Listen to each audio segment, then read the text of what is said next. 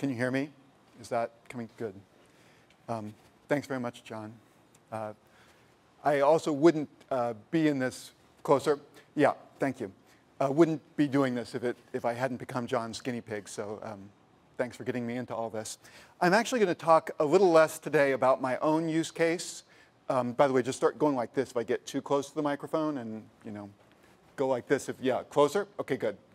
I'm going to talk a little bit less about my own use case than about the general problems of cleaning and enriching large collections that we are all going to confront as we start working with data on the scale that HTRC makes possible.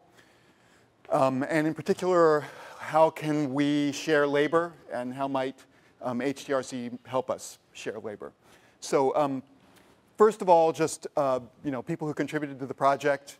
I'm from the English department at the University of Illinois. A couple of grad students have been working with me. From the library, English and Digital Humanities librarian Harriet Green. I think she may be here somewhere. You've met Loretta Oval from the Illinois Informatics Institute, and Boris Kapitanu is here too. So cleaning and enriching. I think the problems of cleaning data, we're sort of familiar with at least some of them, like OCR errors and that kind of thing. I'm going to try to go a little deeper than that and talk about kinds of structural problems we confront when we start working with digitized text on this scale. But I also want to draw some attention to problems or opportunities, if you will, in terms of enriching data. What are we going to want to add to what's available in HathiTrust? I'm a big fan of the leverage you can get from doing things at scale, and I'm a fan of HathiTrust data. But there are going to be things we want to normalize or things we want to add to the data before individual researchers will really be able to use it in interesting ways. So to the extent I can generalize about that, which is hard, I'm going to try to generalize. So in particular, enriching. What might we want to add? Clean is sort of clear, but what kinds of things would you want to add? I'm a literary scholar. I'm in an English department. So one of the things that interests me is genre. To some extent, that's available in a MARC record. Increasingly, the Library of Congress is providing guidance that it should be available, but it's often not really available. To some extent, you can infer it from call number, but not really. If you want to, delve, certainly not if you want to know, is this a science fiction novel? You can't always infer that from call number. What could you do with generic metadata? So here's one example. What I've done here is to graph the ratio between two word lists in 3 different genres over 2 centuries. So the individual data points are yearly values, not individual volumes, because we're dealing with 4,300 volumes and it'll be hard to look at them all. But yearly values of the ratio between 2 word lists in 3 different genres: poetry, prose fiction, and nonfiction prose. And the word lists, as it happens, are words that entered English before the 12th century and those that entered between the 12th and 17th century, which are interesting lists for reasons I won't go into for right now. It has a lot to do with the history of the English language, really, why those would be interesting. But what's interesting to me more broadly is that the ratio between those parts of the lexicon, their relative proportions in these different genres, change very dramatically over the period here and change in ways that challenge some of our received stories about English literature. So, at the beginning of this period, the earlier part of the lexicon and the later are being used essentially in the same proportions in poetry and in nonfiction prose. But by the end of the 19th century, 1899, poets are using the earlier part of the lexicon almost 3 times as often as books of nonfiction prose are.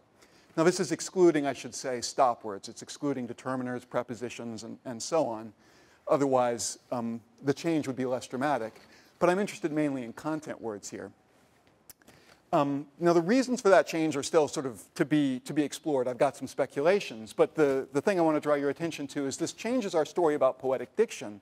Very commonly now, students are still taught that in the Romantic era, William Wordsworth came along somewhere around there and said, "Goodbye, artificial poetic diction. I want to reduce the space of separation betwixt metrical composition and prose," which in some sense he may have done. I mean, specialized orthography and some kinds of very specialized terms restricted to poetry probably did decline in the 19th century, and in that sense, artificial poetic diction may have declined. But the space of separation betwixt metrical composition and prose, in at least some important senses, did not decrease in the 19th century. So this is the kind of thing you can learn when you have volumes classified by genre. Obviously, that's metadata I had to add, and I'll talk in a moment about ways to add that at different scales. But just one more example first. You know, topic modeling is a valuable tool for a lot of purposes. I don't know if the colors, yeah, the colors are visible here. This is a model that I developed on about 2,000 volumes from 1750 to the end of the 19th century. And one of the advantages of having generic metadata is it just makes the topic more legible. So here I've plotted individual volumes where the x-axis is date and the y-axis is the prominence of this particular topic, whose words are listed over on the margin there, in that volume. But what I've also done is not plotted most of the volumes because the topic isn't very prominent in them. I've only plotted volumes where it's significantly prominent. And since the individual volumes are also color-coded by genre, what you can immediately see is that this topic is most prominent in books of poetry because that's the pinky purple color. And a little bit of fiction here, as it happens, Nathaniel Hawthorne mostly. And you know, poetry in the early part of the 19th century, and actually, as it happens, especially poetry by women, if you dig down into what these volumes are. But you know, that's visible when you have generic metadata. And then you can see, you know, some other topic is all blue and it's fiction very, very quickly. So okay, how do you get generic, how do you get genre? This collection I'm working with here actually is about 4,300 volumes that I've pulled together from various sources, TCP Echo, Brown Women Writers, and about 2,000 volumes that Jordan Sellers hand-selected in the 19th century.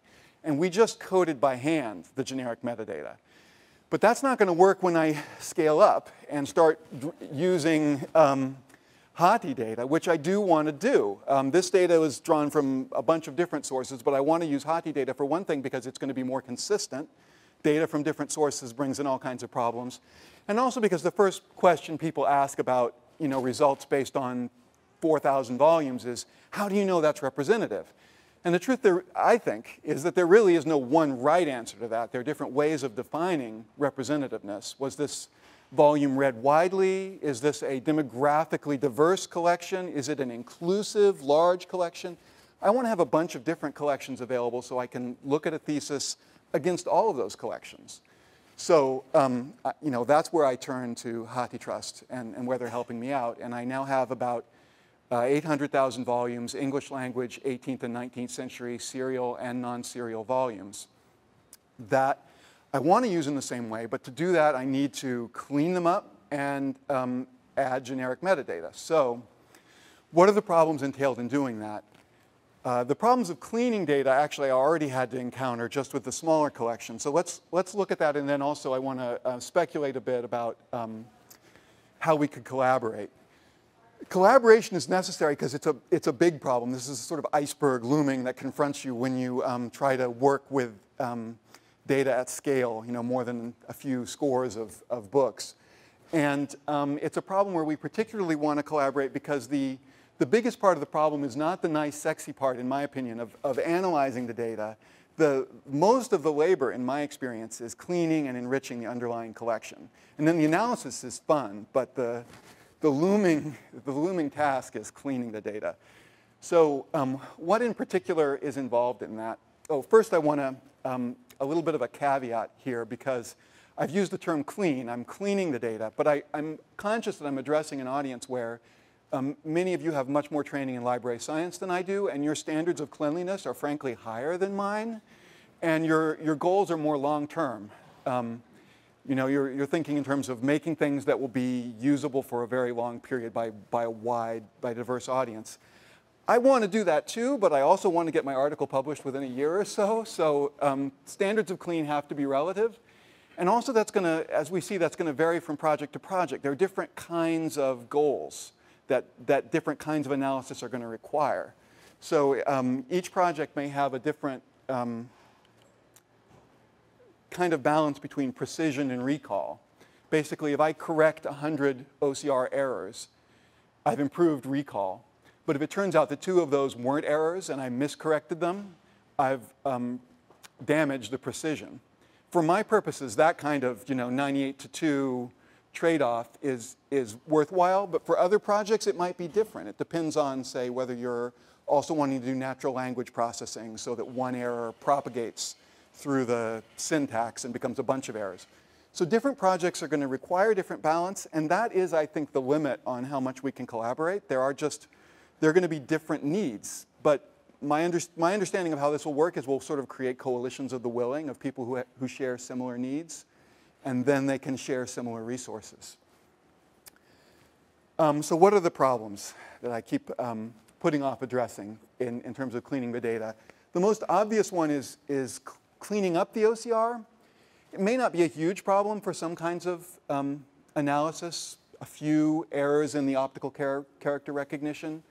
But before 1820, the errors are systematic enough that it's not safe to assume that they're randomly distributed. So before 1820, I think you really do want to clean it up. And once you do that, you kind of want to apply the same methods through the whole corpus. Also, identifying parts of a volume. If you're looking at a serial volume in the 19th century, that it may mix fiction and nonfiction, poems in between them. So if you're interested in genre, obviously you're going to want to be able to separate out those articles. Or even if you're looking at a non-serial volume, very commonly poetry in the 19th century is surrounded by voluminous prose, introductions and notes. Again, you may want to be able to separate those volume parts. There's all kinds of text, as we know, the sort of notorious property of University of Michigan Library at the beginning of the digitized text, that ideally we'd want to find some way of removing that. Then there's things, I'm going to jump forward one slide, like what I'm calling a running header. The little text that appears at the top of every page. Basically, what you discover as you're working with plain text on this scale is that people invented TEI for a reason, that all those aspects of page structure that get flattened in plain text, we often need to recognize them because we want to subtract parts of them or emphasize parts of them. If at the top of every page it says Life of Johnson, and then you topic model that volume, life is going to be distributed in a really surprising way through the whole volume. So you may want to remove those running headers. On the other hand, you may also find them useful to identify parts of, say, a serial volume, because they tend to change from article to article. And actually, that might be useful even in non-serial volumes to identify an introduction if it says that at the top of the page. So, okay, some kinds of cleaning we might want to do. I think I'm just going to, oops, I killed it. I killed it. No, I didn't. I think I'm just going to glance really briefly at this because this isn't really a talk about OCR, but what I'm saying here is that the correction rules one would use to correct OCR often depend on period-specific lexicons. That, for instance, APCS. In the 20th century, that's an acronym for Armored Personnel Carriers. In the 19th century, it may very often be an OCR error for apes. So your set of rules is going to depend on what century you're looking at. So again, we can share resources, but we're going to need to be thoughtful about the way we do that. There's some fun stuff about OCR implicit in here, things you can learn from a collection, like words that appear most commonly in dirty documents may be errors if you look at it at a collection level before you try to infer rules. But I'm going to skip over some of that. Okay, what about metadata? I've talked about cleaning data, but what about metadata? People who have training in library science will know better than I do about the problems of dating a document. There may be ways we can deal with that automatically on a large scale if we look for outliers in terms of the relationship between word frequency in the document and the supposed date. We may be able to identify some of those documents that say 1800 but really mean sometime in the 19th century. I suspect there are some automatic strategies we could develop. I learned actually just last night that this is called Ferberizing. Before that I thought it was something you did to babies. But duplicate volume IDs or editions that are all in some ways related as part of a single work. You may not always want to discard those, but you may want to be able to recognize them. And then, of course, adding metadata. Here's just a sort of a nod to Ben Schmidt's blog, Sapping Attention. If you're interested in the gender of authors, Ben has developed a clever way of inferring that from author name combined with census data. It won't be 100%, but it may be reliable enough to get you what you want. It's worth a look on his blog.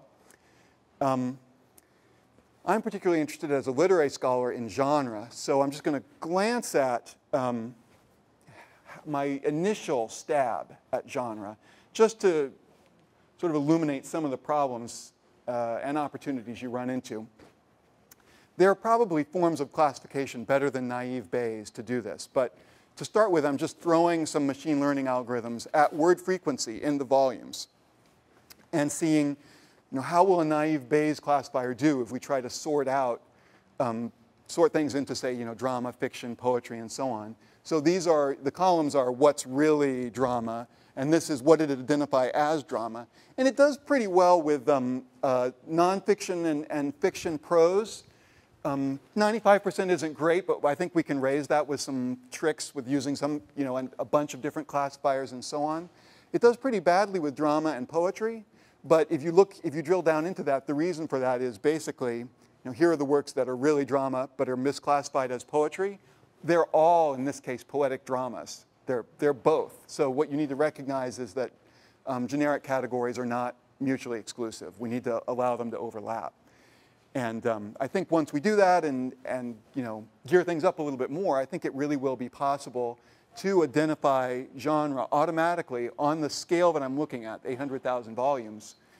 We'll also need to divide volumes into parts, because otherwise the prose introduction to a volume of poems will get mixed in with the verse. But I also think that's doable.